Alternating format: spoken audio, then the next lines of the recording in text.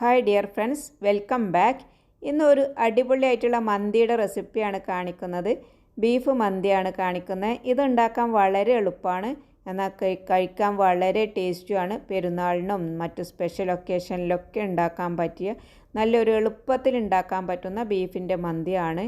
അപ്പോൾ ഇത് എങ്ങനെ ഉണ്ടാക്കുന്നത് നോക്കാം. വീഡിയോ ഒന്ന് കണ്ടു നോക്കി, കണ്ട് ഇഷ്ടപ്പെട്ടാൽ ലൈക്ക് ചെയ്യാനും സബ്സ്ക്രൈബ് ചെയ്യാത്തവർ സബ്സ്ക്രൈബ് ചെയ്തൊക്കെ ഒന്ന് സപ്പോർട്ട് ചെയ്യണേ. ഞാൻ ഇവിടെ 750 ഗ്രാം സെല്ല വൈറ്റ് റൈസാണ് എടുത്തിട്ടുള്ളത്. 3 കപ്പ് അരിയാണ് എടുത്തിട്ടുള്ളത്. ഇതിൻ്റെ ഗോൾഡും വാങ്ങാൻ കിട്ടും. വൈറ്റ് റൈസ് ആണെങ്കിൽ നന്നായി കഴുകിയതിന് ശേഷം ഒരു അരമണിക്കൂർ കുതിർത്ത് വെക്കുക. അതുപോലെ ഗോൾഡ് എടുക്കുന്നതെങ്കിൽ നന്നായിട്ട് കഴുകിയതിന് ശേഷം 1 മണിക്കൂർ നമ്മൾ കുതിർത്താൻ വേണ്ടിയിട്ട് മാറ്റി വെക്കണം. അപ്പോൾ ഇതൊന്ന് നന്നായിട്ട് കഴുകി എടുക്കുകയാണ്. ഇനി അത് ഒരു അരമണിക്കൂർ അവിടെ കുതിർന്നോട്ടെ. അപ്പോഴേക്കും നമുക്ക് ബീഫിലേക്ക് കുറച്ച് കാര്യങ്ങളൊക്കെ ചെയ്യാനുണ്ട്. ഇപ്പോൾ നല്ല നെയ്യും എല്ലൊക്കെയുള്ള ഇങ്ങനത്തെ ടൈപ്പ് ബീഫ് എടുക്കുകയാണെങ്കിൽ മന്തി കൂടുതൽ ടേസ്റ്റ് ഉണ്ടാവും കേട്ടോ. അപ്പോൾ ഇങ്ങനത്തെ കിട്ടുകയാണെങ്കിൽ ഇങ്ങനെ തന്നെ എടുക്കാൻ നോക്കുക. ഇത് ഞാൻ UAE-യിലാണ്. ഇവിടെ പാകിസ്ഥാൻ്റെ ബീഫ് നല്ലതാണ്. ഇനി ഇതിലേക്ക് കുറച്ച് പൊടികളൊക്കെ ചേർക്കണം. ഇതിലേക്ക് 1/2 ടേബിൾ സ്പൂൺ സാധാരണ മുളക് പൊടിയും 1/2 ടേബിൾ സ്പൂൺ കാശ്മീരി മുളക് പൊടിയാണ് ചേർക്കുന്നത്.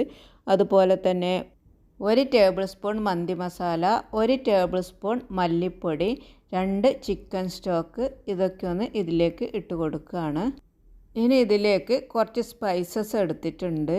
ഇതെല്ലാം ടീസ്പൂണാണ് എടുത്തിട്ടുള്ളത്. 3/4 ടീസ്പൂൺ ചെറിയ ജീരകം, 1 ടീസ്പൂൺ വലിയ ജീരകം, 1 ടീസ്പൂൺ കുരുമുളകിൻ്റെ മണികൾ, അതുപോലെ തന്നെ കുറച്ച് പട്ടയും അതുപോലെ ഗ്രാമ്പും ഏലക്കായും, ഒരു ചെറുനാരങ്ങ ഉണക്കനാരങ്ങയാണിത്.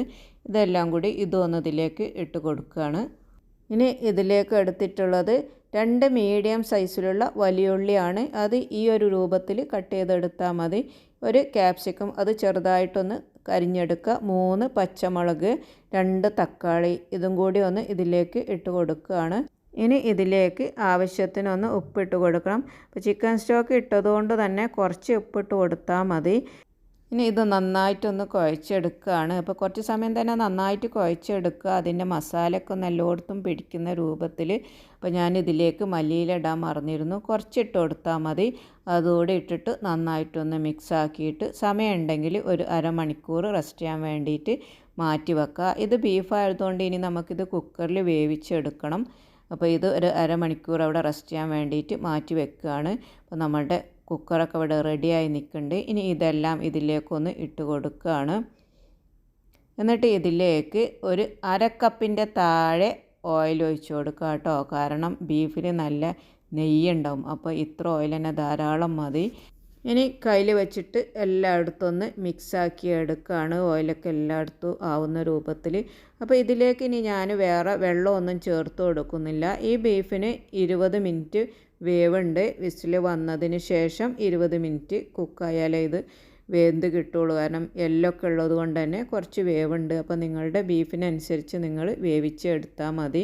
ആ സമയം കൊണ്ട് ഇനി ഇതിലേക്കുള്ള റൈസ് ഒന്ന് റെഡിയാക്കി എടുക്കുകയാണ്. ഇതിലേക്ക് പട്ട, ഗ്രാമ്പു, ഏലക്ക, ഉണക്കനാരങ്ങ, പിന്നെ ഒരു 1/2 ടീസ്പൂൺ മല്ലിൻ്റെ മണികളാണ് ഇട്ട് കൊടുത്തത്. അത് മന്തിക്ക് നല്ലൊരു ടേസ്റ്റ് കൂട്ടും. അതുപോലെ തന്നെ 1 ടേബിൾ സ്പൂൺ ഓയിൽ, ആവശ്യത്തിന് ഉപ്പ്, ഏകദേശം 3/4 ടേബിൾ സ്പൂണോളം ഉപ്പ് ഇട്ട് കൊടുത്തിട്ടുണ്ട്. എന്നിട്ട് അതെല്ലാം ഇട്ട് കൊടുത്തിട്ട് നമ്മൾ സോക്ക് ചെയ്ത് വെച്ചിട്ടുള്ള അരിയോട് ഇട്ട് കൊടുക്കുക. ഇനി അതൊന്ന് തിളച്ചിട്ട് നന്നായിട്ടൊന്ന് വെന്ത് വരട്ടെ. അപ്പോഴത്തേക്കും ബീഫ് എന്തായി നോക്കട്ടെ. ഇപ്പോൾ ഏകദേശം 20 മിനിറ്റൊക്കെ ആയിട്ടുണ്ട്. അപ്പോൾ കുറച്ച് വലിയ പീസൊക്കെ ആയതുകൊണ്ടാണ് ഇത്ര സമയം എടുക്കുന്നത്. അതുപോലെ തന്നെ പാകിസ്ഥാൻ്റെ ബീഫിന് കുറച്ച് വേവും ഉണ്ട്. അപ്പോൾ ഇത് തൊട്ട് നോക്കിയപ്പോൾ ഒന്ന് കുക്കായി വന്നിട്ടുണ്ട്. ഞാനിപ്പോൾ ഇതിലേക്ക് വെള്ളമൊന്നും ഒഴിച്ചിട്ടില്ലെങ്കിലും ഇതിൽ നിന്ന് തന്നെ കുറച്ച് വെള്ളം വന്നിട്ടുണ്ട്. അപ്പോൾ അതിൻ്റെ ഇടയ്ക്ക് ഞാനിങ്ങനെ റൈസ് നോക്കുന്നുണ്ട് കേട്ടോ. അപ്പോൾ ഈ റൈസ് കുക്കായി വന്നിട്ടില്ല. കാരണം നമ്മൾ ഇനി ഇത് വേറെ വേവിച്ചെടുക്കുന്നതിൻ്റെ ആവശ്യമൊന്നുമില്ല, ജസ്റ്റ് ദമ്മിടേണ്ടാവുള്ളൂ. അപ്പോൾ അതുകൊണ്ട് തന്നെ അരി പൂർണ്ണമായും വെന്തതിന് ശേഷം മാത്രം ഊറ്റിയെടുത്താൽ മതി. അപ്പോൾ ബീഫ് ഇവിടെ കുക്കായിട്ടുണ്ട്. പിന്നെ ഞാൻ റൈസ് നോക്കിയപ്പോൾ അതൊന്ന് റെഡിയായി വന്നിട്ടുണ്ട്. അതൊന്ന് വാർത്ത് മാറ്റി വെക്കുകയാണ്. ഇനി ഈ ബീഫിൻ്റെ പീസൊക്കെ ഒന്ന് എടുത്ത് മാറ്റിയിട്ട് ആ വെള്ളം ഒന്ന് വറ്റിച്ചെടുക്കണം. അപ്പോൾ അതുപോലെ തന്നെ ബീഫ് ഒന്ന് ജസ്റ്റ് ഒന്ന് നമ്മളൊന്ന് ഫ്രൈ ചെയ്തെടുക്കുന്നുണ്ട്. അങ്ങനെ ഫ്രൈ ചെയ്തെടുക്കുമ്പോഴാണ് കൂടുതൽ ടേസ്റ്റ് ഉണ്ടാവുക. നമ്മൾ നേരെ മന്തിയിലേക്ക് അങ്ങനെ ഇട്ട് കൊടുക്കുന്നേക്കാൾ ടേസ്റ്റ് ഇത് നമ്മൾ പാനിൽ വെച്ചിട്ട് കുറച്ച് സമയം ഒന്ന് ഫ്രൈ ആക്കി എടുക്കുമ്പോഴാണ്. അങ്ങനെ ഒരു അടുപ്പിൽ അതിൻ്റെ ഗ്രേവി ഒന്ന് വറ്റിച്ചെടുക്കാനും വേണ്ടി വെച്ചിട്ടുണ്ട്, ഒന്നിൽ ഫ്രൈ ആക്കാനും വെച്ചിട്ടുണ്ട്. ഇപ്പോൾ ഇത് നന്നായിട്ടൊന്ന് കുറുകി വന്നിട്ടുണ്ട്. ഇത്രയും മതി കേട്ടോ. ഇനി നമുക്ക് ദമ്മിടുമ്പോൾ ഇത് ആവശ്യമുണ്ട്, അതവിടെ മാറ്റി വെക്കുക. ഇനി ബീഫ് ഒന്ന് ഫ്രൈ ചെയ്തെടുക്കുകയാണ്. ഞാൻ ഇതിലേക്ക് കുറച്ച് ബട്ടറാണ് ഇട്ട് കൊടുത്തത്. നിങ്ങൾ ഓയിലിട്ടിട്ട് ഫ്രൈ ചെയ്തെടുത്താലും മതി, രണ്ടായാലും ടേസ്റ്റ് തന്നെയാണ്. വെളിച്ചെണ്ണ ചേർക്കാതിരിക്കുക നല്ലത്, അപ്പോൾ ഒരു വേറെ ടേസ്റ്റ് ആയിരിക്കും. ഇതിലേക്ക് സൺഫ്ലവർ ഓയിലോ ബട്ടറോ ഒക്കെയാണ് കൂടുതൽ ചേരുക കേട്ടോ. അതുപോലെ തന്നെ നല്ല ഹൈ ഫ്ലെയിമിലിട്ടിട്ട് നമ്മളൊന്ന് ഫ്രൈ ചെയ്തെടുത്താൽ മതി. ഇത് ഫുള്ള് വെന്ത സാധനമാണല്ലോ, അപ്പോൾ ഇത് ജസ്റ്റ് നമുക്കൊന്ന് ഫ്രൈ ആയി കിട്ടിയാൽ മതി. ഇനി നമ്മൾ ഇതൊന്ന് ദമ്മാക്കാൻ വേണ്ടി സെറ്റാക്കി എടുക്കുക. ഇപ്പോൾ ദമ്മിടാൻ ഇങ്ങനത്തെ കുറച്ച് വൈഡായിട്ടുള്ള പാത്രം ഉണ്ടെങ്കിൽ കുറച്ചും കൂടി ഒരു സൗകര്യമാണ്. ഇനി ഇതിലേക്ക് നമ്മൾ ആ വറ്റിച്ചെടുത്തിട്ടുള്ള ഗ്രേവി ഒന്ന് ഒഴിച്ചു കൊടുക്കുകയാണ്. ആദ്യം തന്നെ നമ്മൾ ആ ബീഫിൻ്റെ ഗ്രേവി വെച്ചിരുന്നല്ലോ, അതൊന്ന് ഇതിൻ്റെ അടിയിൽ ഒഴിച്ചു കൊടുക്കുകയാണ്. അപ്പോൾ ചോറ് പെട്ടെന്ന് കരിഞ്ഞു പോവാതിരിക്കാനും അടി പിടിക്കാതിരിക്കാനൊക്കെ കുറച്ചിങ്ങനെ ഒഴിച്ചു കൊടുക്കുന്നത് നല്ലതാണ്. ഇനി അത് ഒഴിച്ചതിന് ശേഷം അതിൻ്റെ മേലെ ഒന്ന് റൈസ് ഇട്ട് കൊടുക്കുകയാണ്. ഇനി അധികം പണിയൊന്നുമില്ല, നമ്മൾ റൈസ് ഇങ്ങനെ നിരത്തിയിട്ട് കൊടുക്കുക, അതിൻ്റെ മേലെ ഗ്രേവി ഇട്ട് കൊടുക്കുക, പിന്നെ ഇങ്ങനെ റൈസ് ഇട്ട് കൊടുക്കുക, അതിൻ്റെ മേലെ ഗ്രേവി ഇട്ട് കൊടുക്കുക. അങ്ങനെയാണ് ഇങ്ങനെ ലെയർ ചെയ്യാണ് ചെയ്യുന്നത് കേട്ടോ. അപ്പോൾ അതിൻ്റെ ഇടയിൽ എൻ്റെ ആ ചെടി കണ്ടപ്പോൾ എനിക്ക് സങ്കടമായി. ഞാനിത് വീഡിയോ എടുത്തിട്ട് കുറച്ച് ദിവസമായി. ഇപ്പോൾ ആ ചെടി എൻ്റെ അടുത്തുനിന്ന് പെട്ടെന്നൊരു ദിവസമാണ് കരിഞ്ഞു പോയിട്ടോ. അതെ, പെട്ടെന്നുകൊണ്ട് ഓർത്തപ്പം പറഞ്ഞതാണ്. ഇനി മല്ലിയില കുറച്ച് ഇട്ട് കൊടുക്കുകയാണ്. എന്നിട്ട് ബാക്കിയുള്ള അരിയും കൂടിയൊക്കെ ഇട്ടിട്ടൊന്ന് സെറ്റാക്കി എടുക്കുക. ബിരിയാണിക്കൊക്കെ ചെയ്യുന്ന പോലെ ലെയർ ചെയ്ത് കൊടുക്കുക.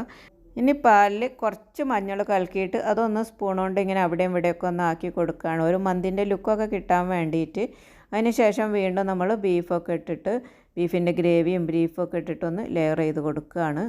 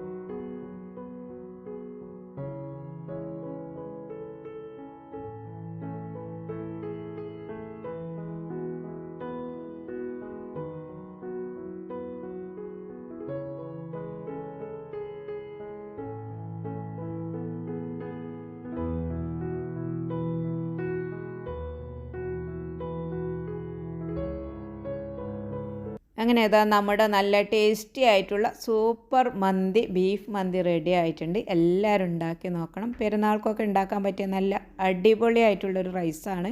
എല്ലാവരും ഉണ്ടാക്കിയിട്ട് അഭിപ്രായം പറയണം. ഇനിയും നല്ല പുതിയ വീഡിയോസൊക്കെ ആയിട്ട് വരുന്നതാണ്. Thank you for watching.